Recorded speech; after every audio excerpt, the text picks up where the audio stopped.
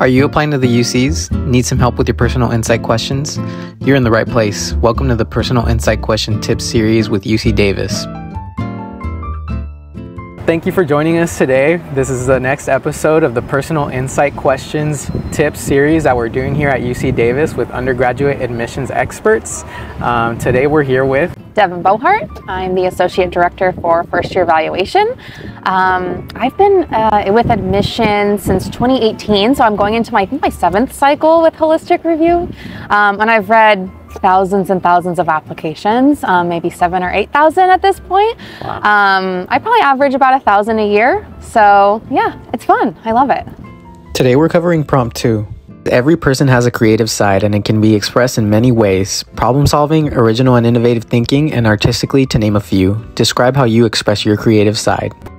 So I think the question I get the most is between question 2 and question 3, because the way they're worded, they can be very similar and you can use the same content. Question 3 is really about a talent or a skill. And so students will ask me, okay, I'm really good at playing piano. That's creative, but it's also a talent. And I always like to tell students it's really about how they want to really structure their response. And so if they want to talk about expressing creativity, they really need to, that's what they should be picking, whether it is something that's stereotypically creative, like an art, music, something like that, or it's something that's creative all in their own. If they're going a little bit off the beaten path and defining creativity for themselves, that's amazing. Not an expectation, but it's great if they want to do that. But I do encourage them to really define it within the prompt and explain like how whatever it is that they're sharing with us is creative to them. It could be math or robotics or programming in computers. It could be in an entrepreneurial effort or how they go thrift shopping. Like, it doesn't have to be a traditional form of creativity, but it is important that students write about something that's important to them and they make it clear how whatever it is they're sharing is creative in their own way. Wow, that's a great tip. All right, well, is there any stories that you've read, like any way that a student has answered this prompt that has like stood out to you, like stuck with you throughout the years? I think what usually stands out is less about like what they've decided to talk about. So the topic isn't necessarily what stands out, but how they write about it. A specific response that I have in my head is actually a student talked about piano, which a lot of students play piano and talk about that.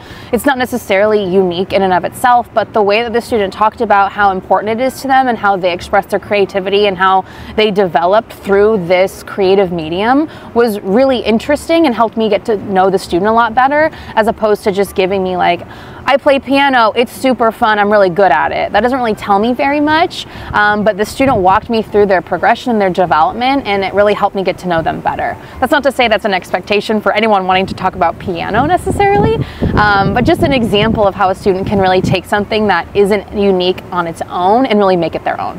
Nice, that's awesome. Are there any red flags or things that you think that students should maybe not do when they're answering this prompt specifically? Red flags. I think something that's really difficult is sometimes students will try to go too far outside the box and they don't have any concrete explanation or details for what they're talking about.